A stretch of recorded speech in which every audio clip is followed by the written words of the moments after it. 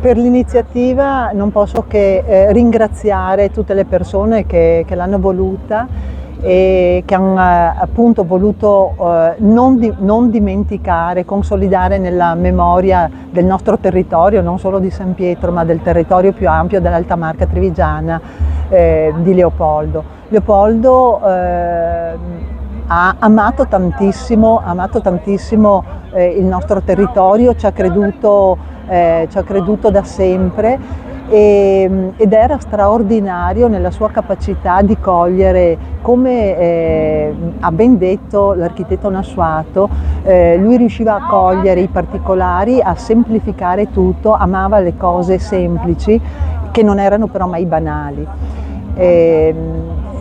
Un aneddoto che poi vedrà se utilizzare o meno. Con Leopoldo ci siamo conosciuti proprio con la costruzione del parco, che ci è stato regalato, diciamo il progetto preliminare è stato regalato dalla Fondazione Casamarca all'amministrazione comunale, perché c'erano dei fondi della Comunità Europea ai quali bisognava accedere attraverso la presentazione di un progetto che l'amministrazione non riusciva ad elaborare in tempi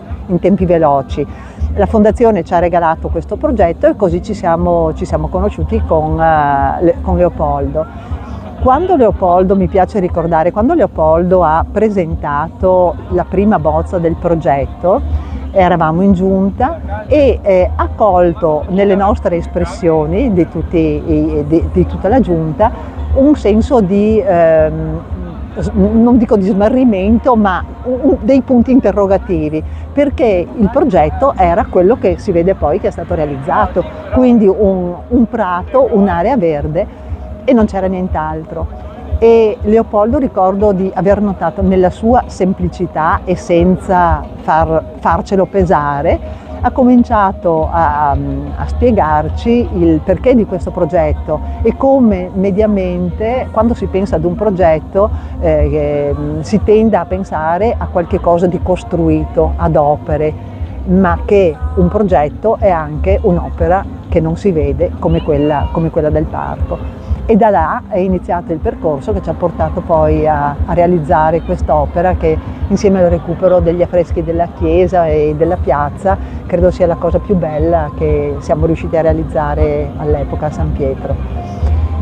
E come portare avanti? Io spero che riusciremo a portare avanti il valore del paesaggio, a costruire una formazione che sia attenta al paesaggio, ma sia soprattutto consapevole davvero che il paesaggio è il nostro patrimonio più prezioso che abbiamo. Se distruggiamo, roviniamo il paesaggio, perdiamo tutto il valore delle nostre bellissime colline. Quindi io credo che il lavoro da fare sia un lavoro di sensibilizzazione di tutte le persone, di formazione all'accoglienza, al rispetto, allo sviluppo naturalmente, ma con questa consapevolezza di fondo, con l'amore per il bello, con l'amore per le nostre colline e con tutta l'attenzione che questo richiede per essere conservato e tramandato, migliorato magari, ma comunque sempre conservato adeguatamente.